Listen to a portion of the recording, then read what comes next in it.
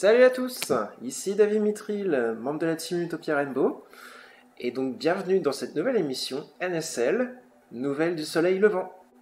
Alors NSL, qu'est-ce que ça va être? C'est très simple, je vous explique tout de suite. C'est lorsque Konami annonce une nouvelle carte, qui a un intérêt quand même assez majeur, je ne vais pas parler de toutes les cartes. Donc lorsque Konami au Japon annonce une nouvelle carte, moi tout simplement je vais en parler, je vais vous décrire les effets, son implication qu'elle aura certainement dans le metagame futur, du moins ce qu'on peut en faire, et voir s'il y a peut-être quel combo à exploiter, tout ça. C'est vraiment parler de la carte, c'est ce qu'il va y avoir autour, et uniquement cette carte-là. Ce sera sur un format très court, vraiment de type informatif, histoire vraiment de...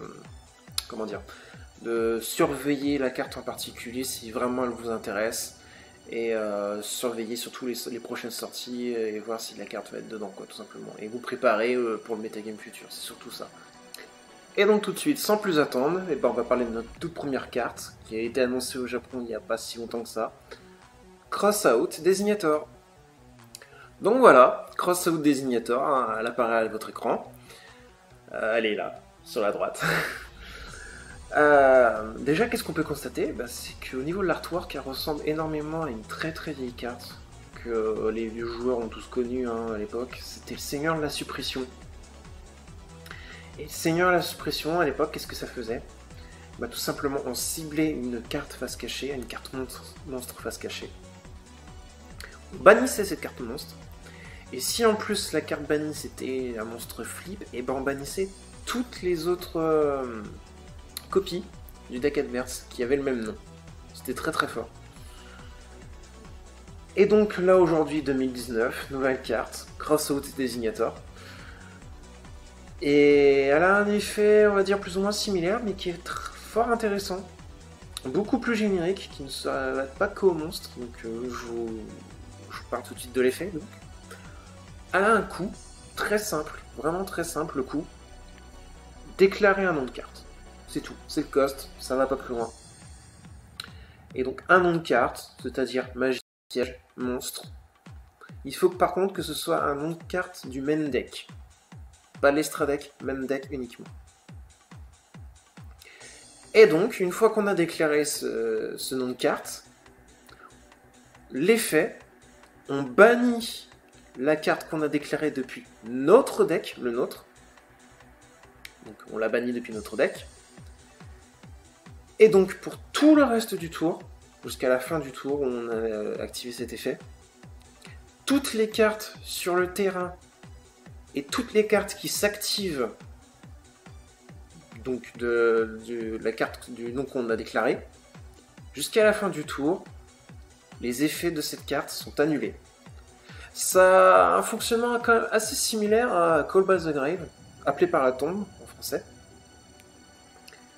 Et même dans son fonctionnement, finalement, les deux cartes, donc Call by the Grave et Crossout Designator, se rejoignent.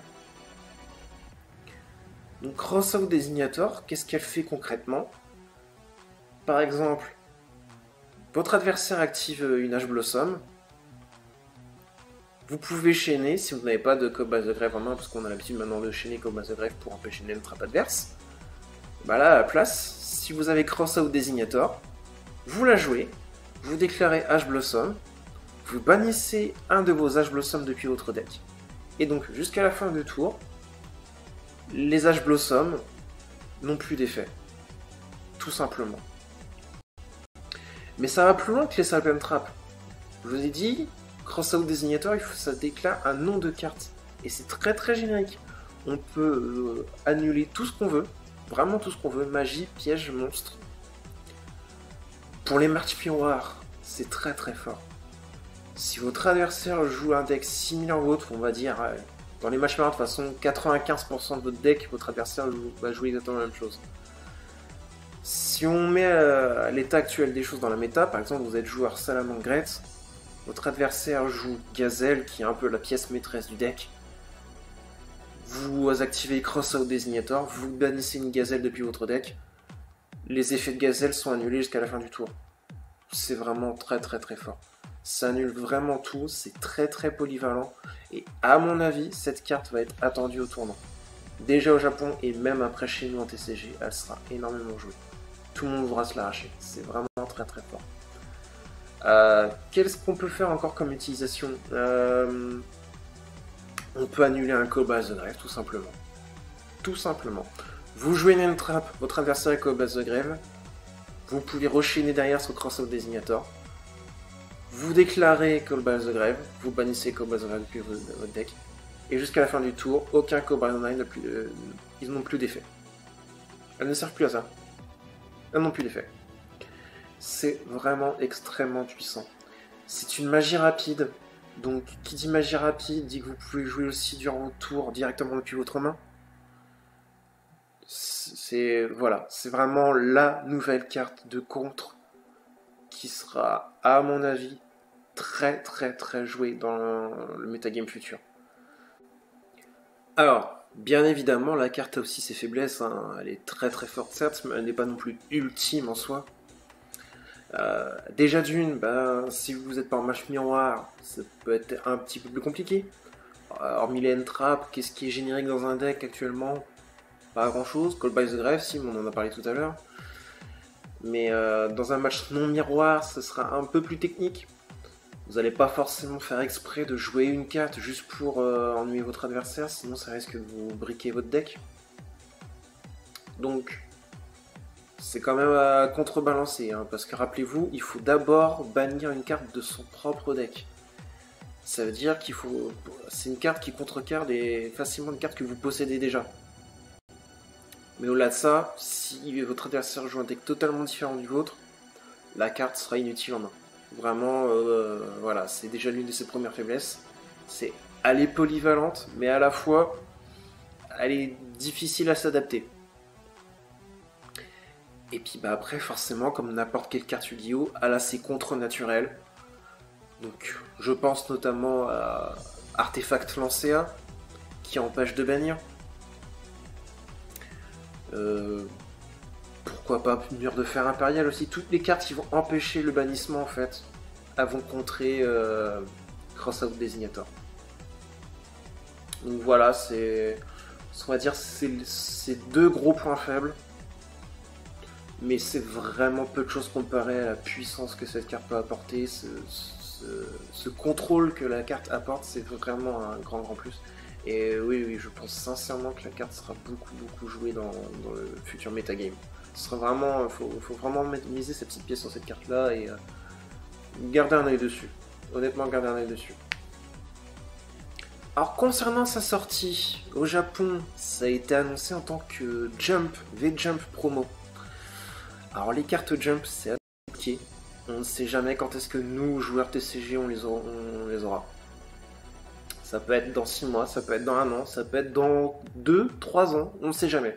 C'est vraiment très aléatoire. Ça peut sortir dans une édition spéciale, tout comme ça peut sortir en exclu TCG, c'est vraiment la loterie. Donc c'est un peu le problème, c'est vraiment dommage que ça sorte en Jump promo. Tous les pays qui ont accès au Jump vont se l'arracher et d'autres pays, notamment en Europe, on n'a pas le magazine Jump, ça va être un peu plus compliqué, il faudra vraiment croiser les doigts sur la clémence de Konami pour nous l'éditer très rapidement dans une édition spéciale, un paquet spécial, une exclu TCG, peu importe. Mais donc là, en l'état actuel des choses, on peut pas vraiment stipuler à quelle date ça va sortir par chez nous. On peut même pas vraiment émettre de paris. On peut pas. Clairement, on ne peut pas. Donc c'est un peu dommage là-dessus. C'est une jump promo. Summon Sorceress, qui elle était une jump promo, on l'a eu relativement vite, malgré tout. On a attendu quoi par rapport aux États-Unis avec leur jump promo? On a attendu 6 mois supplémentaires. Donc si Konami pressent que cette carte va être énormément recherchée, énormément jouée, tout comme moi je le pressens en tout cas, je pense que oui, d'ici, bon là va sortir au Japon en jump, peut-être qu'elle sortira 3 mois plus tard en jump américaine, je pense que fin 2019, début 2020, peut-être plus tôt, si c'est plus tôt tant mieux, mais ouais je pense que ouais, fin 2019, début 2020, on pourra avoir accès à cette carte là, je pense en tout cas, on verra bien. Donc voilà, j'en ai fini avec cette carte, cette magnifique carte. Donc, si jamais cette carte vous a plu, que vous avez envie de partager des stratégies que vous avez imaginées, que vous avez tout simplement hâte de la jouer tout comme moi, n'hésitez pas à mettre un petit commentaire, histoire de faire part de vos impressions, de vos stratégies, de vos attentes, tout simplement. On en parle ensemble, il n'y a pas de souci. Et je vous dis à la prochaine!